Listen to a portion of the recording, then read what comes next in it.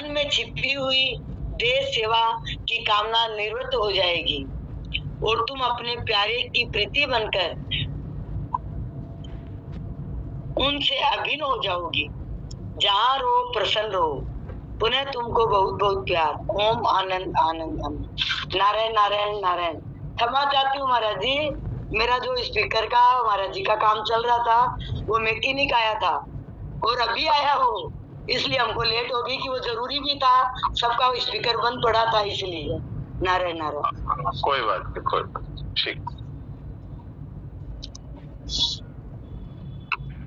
इस पूरे पत्र का एक ही सार है कि हम लोग सब के सब भगवान के प्यारे हैं और हमें अपने इस स्वरूप को पहचानना है कि हम उनकी प्रीति है। हम सब लोग, चाहे वो शरीर से पुरुष हो या स्त्री हो, सभी के सभी भगवान की सखियां ही है। ये भगवान का एक रास है। इस रास मंडल में सभी की सभी सखियां हैं, सभी भगवान को प्रीति का रस देने के लिए ही हैं। भगवान ने इस सृष्टि की रचना ही इसीलिए की है कि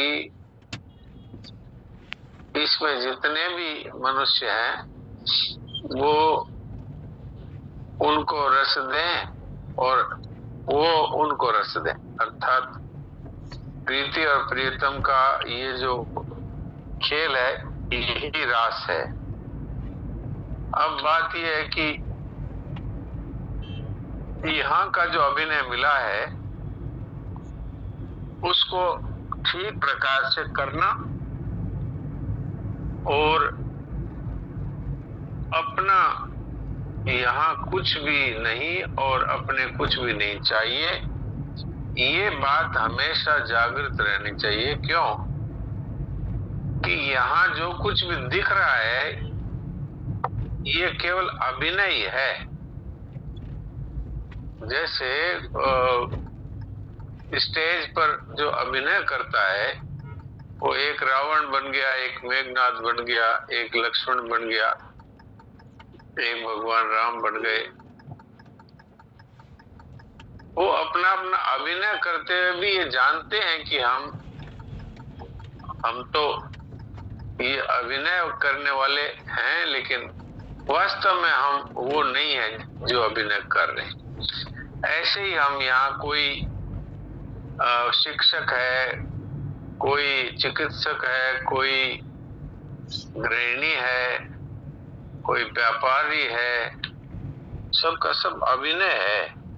इस अभिनय के द्वारा हम अपने निर्देशक को तभी प्रसन्न कर सकते हैं कि जब हमारा अभिनय हो बहुत ही उत्तम। और उत्तम अभिनय क्या है कि अपना किसी प्रकार का स्वार्थ नहीं, केवल जो अभिनय दिया है उसको ईमानदारी से किया जाए। और ईमानदारी का अर्थ ये है कि इस अभिनय के समय हमें जो कुछ मिला है वो यहीं से मिला है, निर्देशक के द्वारा, इस कंपनी के द्वारा मिला है, तो इन्हीं की सेवा में इसको लगा देना है। अर्थात परमात्मा ने ये दिया है आपस में एक दूसरे की सेवा के लिए।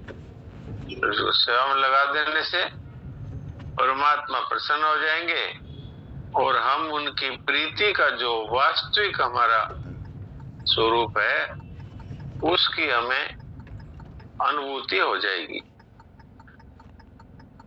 जब तक ममता और इच्छाएं रहती है, संसार को सत्य मानते हैं, तब तक हम उस रास मंडल का सदस्य होते हुए भी उस रास के रस का अनुभव नहीं कर सकते।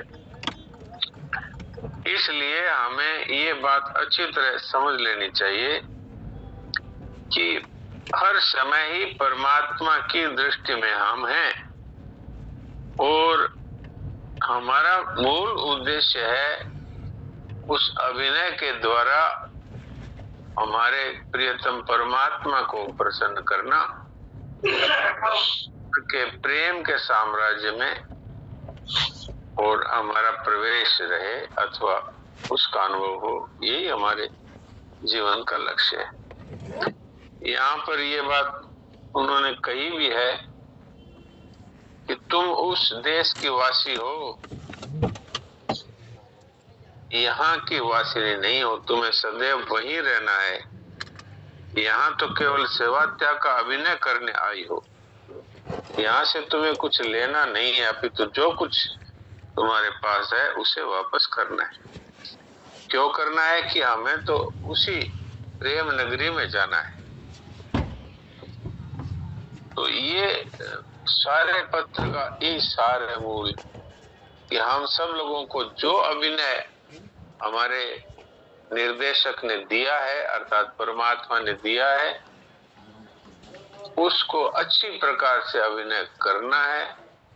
प्रत्येक अभिनय करते हुए उस अपने प्यारे को याद रखना है, और बाहर की मर्यादा है वो जो उचित है उसी तरह से मर्यादा को निभाते रहें। इस तरह से हम संसार में रहते हुए भी परमात्मा के रास में सम्मिलित हो जाएंगे। ये इस पत्र का सार सर्वस्व मालूम होता है।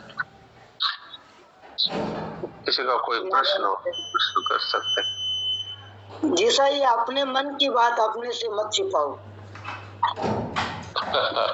ये तो वही बात है कि मान लो कि हमारे मन में संसार का सुख लेने की इच्छा हो गई, तो उसको अपने आप से मत छिपाओ। अर्थ ये है कि उसको मिटाना है ना अपने को, तो उसको अगर छिपाएंगे तो मिटाएंगे कैसे? अपने आप से छिपाने का मतलब होता है उस पर ध्यान नहीं देना और भोग करते रहना, ये अपने आप से छिपाना हुआ। तो इसलिए हमको भगवान ने ऐसी शक्ति दी है कि हम कुछ भी गलत करते हैं तो उसका हमको पता लगता है, और हम उसको एक प्रकार से उसकी उपेक्षा कर देते हैं। इसी का नाम है अपने को उसको छिपाना, अपने दोष को छिपाना, अपने मन की बात को छिपाना। तो इसलिए अपने मन की बात को जान करके और फिर यदि वो संसार की तरफ झुकता है तो उसको समझा करके परमात्मा की तरफ लाना, यही अब मुझे भाव मालूम पड़ता है। तो और किसी का कोई प्रश्न हो तो बोलो।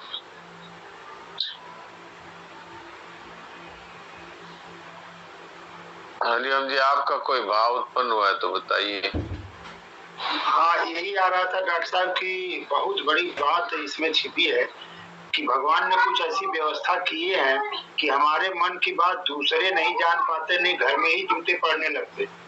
तो बाहरी लोग नहीं जान पाते, ये तो ठीक है, लेकिन हम उस बात को समझ करके तुरंत निराकरण करने जुगाड़ लगाए, नहीं तो अपने घर नहीं जा पाएंगे, इसी साथी सामान में फंस के रह जाएंगे। साथी मतलब मन बुद्धि इंद्रियां और सामान मतलब मैं मेरा, तो इसी में फंस जाएंगे। तो स्वामी जी महाराज दृष्टि दे रहे हैं कि इन बातों को खुद नजरअंदाज मत करो, संसार भले कर जाए आप मत करो। जी सही है, सही बोल रहे हैं। तो अब देवकी जी आप कुछ सुना दीजिए सन्नाथ जी की वाणी। मैं आपको पोस्ट सुनाता हूँ। अच्छा, सुनील दास जी भी कुछ पूछ रहे हैं, वंदना भी कुछ पूछती है। ठीक है, पहले इनसे बात करते हैं।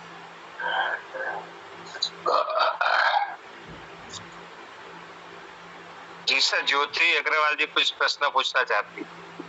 हाँ, ज्योति से भी बात करेंगे।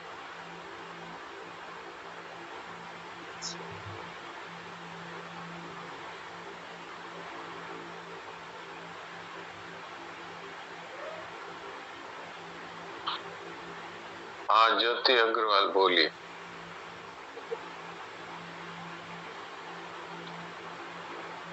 ज्योति, मैंने अनम्यूट का ऑप्शन दिया है आपको। हरिओम, प्रणाम आप सभी को। हरिओम, बोलिए। मेरा प्रश्न ये है कि जिन साधकों ने अभी शुरुआत करी है भक्ति मार्ग पे थोड़ा सा चलने के लिए, तो हाँ जी, उनको निरंतरता बनी रहे, उसके लिए उनको किस विशेष बात का ध्यान रखना है ताकि वो निरंतरता उनके उसमें बढ़ती रहे? क्योंकि जैसे कोशिश करते हैं, 2-4 दिन अच्छे से करते हैं, फिर 2 दिन शांत हो जाते हैं, फिर करते हैं। तो एक चीज़ है कि ये जो प्रयास शुरू हुआ है, उसको निरंतरता में अपने में करने के लिए मतलब किन बातों का विशेष ध्यान रखना है? एक तो ये होना चाहिए कि हमने जो निश्चय किया है उस निश्चय को हम बार बार पक्का करें कि हमें इस तरफ ही चलना है। दूसरी बात यह है कि संसार की जो हमारे एक ममता है, ये धन मेरा है, ये परिवार मेरा है, शरीर मेरा है, ये योग्यता मेरी है, ये जो है ये चीज परमात्मा से हमको दूर करती है। क्योंकि वास्तव में तो ये सब के सब नष्ट होने वाले हैं। इनको मेरा मानने से रोना पड़ेगा, इनका वियोग हो जाएगा। धन का भी वियोग हो सकता है, शरीर का भी वियोग हो सकता है, परिवार के भी जनों का वियोग हो सकता है, साथी सामान सब का वियोग हो सकता है। तो इनको अपना मानना से हमारे को धोखा ही मिलेगा। और एक इसका नुकसान ये है कि भगवान है, उनकी एक आदत है कि जो संसार को अपना मानता है और भगवान को भी अपना मानता है, उसको बार बार भूल होती रहती है। क्योंकि वो 2 घोड़ों पे चढ़ रहा है, तो 2 घोड़ों पे चढ़ने वाला कई बार गिरता है। तो इसलिए अगर इसको अपने जीवन में दृढ़ करना है कि हमें तो भक्ति के मार्ग पे ही चलना है, तो प्रेम एक से ही करना पड़ेगा। जैसे पत्नी है, वो पति के सिवाय किसी और से भी प्रेम करे तो उसको व्यभिचार दोष माना गया है। ऐसे ही हम परमात्मा को चाहते हैं और पसंद करते हैं संसार को, तो ये बाधा है। तो इसलिए इस बाधा को समझ करके तत्काल मिटा देना चाहिए, क्योंकि ये है सब कुछ भगवान का और हमने अपना मान लिया। तो इसलिए मेरा कोई नहीं है, मेरे एक परमात्मा है। मीरा बाई का ये सूत्र था, मेरे तो गिरधर गोपाल कोई। तो ये 2 बात है, एक पक्का निश्चय करना, एक और किसी को भी अपना न मानना। सेवा सबकी करो, ये नहीं है कि भाई आप बेटे से कह दो तेरा मेरा कोई संबंध नहीं है, पति से कह दो तेरा मेरा कोई संबंध नहीं है, ये मतलब नहीं है। किसी से कहना कुछ नहीं, अंदर से ही अपने मन में स्वीकार करना है कि मेरा एक परमात्मा के सिवा और कोई नहीं है, लेकिन सेवा मुझे सबकी करनी है, इसलिए सबकी सेवा करो, लेकिन कोई अपना नहीं है, अंदर से ये बात स्वीकार करो। अब आपका कोई प्रश्न है तो बोलिए।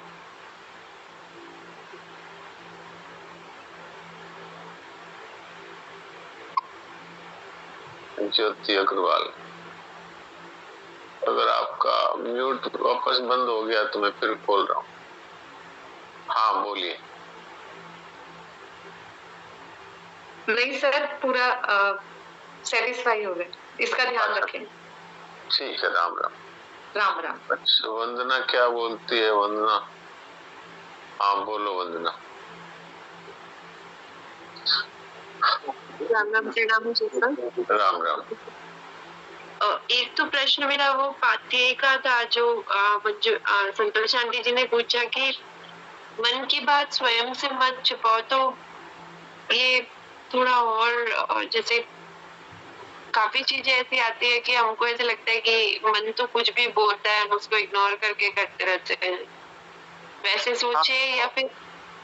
हाँ, ये मैं दोबारा पढ़ लेता हूँ।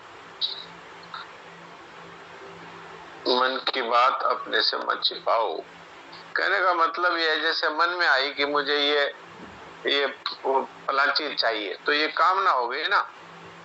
तो इस कामना को मत छिपाओ का मतलब यही है कि मन को निर्मल बनाना है, तो उस बात को छिपाओ, अर्थात कि अपने आप से उसको उस पर ध्यान दो। उसको ऐसा नहीं कि ये कोई बात नहीं, ऐसा हो गया तो क्या है, एक बार अगर संसार को अगर भोग लिया तो क्या है, ऐसा नहीं। तब ये मन निर्मल होगा, मन शुद्ध होगा। ये मन को निर्मल बनाने का सुगम उपाय है।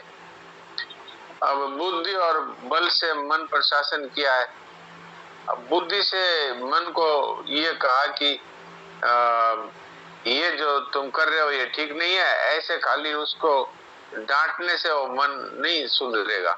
वो अपने आप एक निश्चय करना पड़ेगा कि मुझे ये नहीं करना है, विवेक के द्वारा। और बल से भी उस पर शासन करना। बल से शासन करना क्या है कि उसको दबाना, कि मन में कोई बात आ गई तो अभी उसको दबा दो। तो ये करने से मन शुद्ध नहीं होता। मन में कोई बात आई है तो उसको ठीक प्रकार से विवेक के द्वारा कि ये अपना ठीक नहीं है, इस तरह से विचार किया जाए तो मन शुद्ध होता है। मुझे तो ये लगता है। आगे लिखा भी है, मन जो कुछ चाहता है उसे विवेक के प्रकाश में देखो, उसको भय या लालच का शिकार मत होने दो। तात्पर्य यह है कि किसी प्रकार डांटने से, भय देने से, लोभ देने से मन वश में नहीं होगा, वो विवेक के प्रकाश से वश में होगा। ये बात आती है समझ में। सर जी सर, जैसे जो ये भय और लोभ है, अगर हमको ऐसे लगे कि माइंड की कंडीशनिंग बचपन से हमारी ऐसी है कि या तो भय या लोभ अधिकतर, तो फिर इसको किस तरह से ये कि भाई ये ऐसे नहीं है, स्वाभाविक नहीं है, अस्वाभाविक, ये कैसे समझाए या समझे? हाँ, ये स्वभाव तो पहले से है, लेकिन मानव जीवन में ही तो स्वभाव को बदल सकते हैं। आज तक हमने मन की कमजोरियों को एक प्रकार से या तो मन के अनुसार करके देखा कि भाई चलो इस बार ये करके देख लेते हैं फिर क्या होता है, और या फिर हम उसको भय दिखाते हैं कि ऐसा करने से ये हो जाएगा, ये हो जाएगा, इसलिए इसको नहीं करना है। ये ठीक नहीं है। जैसे हम कई बार कुछ गलत काम करते हैं तो उसमें ये भय बुद्धि से आता है कि ये करेंगे तो पुलिस पकड़ के ले जाएगी। इस तरह से वो शुद्ध नहीं होता है, वो भय दिखाने से। अपने विवेक के प्रकाश में कि ये करेंगे तो हमारे लिए ये एक प्रकार से हमारी साधना में ये बाधा है, भगवान से प्रेम करने में ये बड़ी बाधा है, इसलिए इसको नहीं करना है, ये तात्पर्य। और स्वभाव अगर पड़ा हुआ है तो वो तो मनुष्य जीवन में सुधर सकता है ना। हम कोई दूसरी योनि में कुत्ता, गधा, घोड़ा बन के स्वभाव थोड़ी सुधार पाएंगे। इसलिए वो चाहे वो अंधकार कितने वर्षों से हो, वो विवेक रूपी प्रकाश से वो अंधकार समाप्त होगा। हाँ, उस तरफ हमने दृष्टि नहीं डाली, कभी लालच से, कभी भय से उसको दबाने की कोशिश की। उसकी जगह विवेक के प्रकाश में कि भाई ये करने से हमारा जो मानव जीवन का पूर्ण लक्ष्य है, शांति की प्राप्ति, अमरता की प्राप्ति, स्वाधीनता की प्राप्ति, प्रेम की प्राप्ति, वो हमको नहीं होगी। इस दृष्टि से ये हमें नहीं करना है, तब वो मन जो है निर्मल होगा। ये बात समझ में आ रही है जी? नारायण नारायण, मन तो करण है। हाँ, मन तो करण ही है, लेकिन हम लोग मन को ही निर्मल होना, ये बातें शुद्ध होना, ये बातें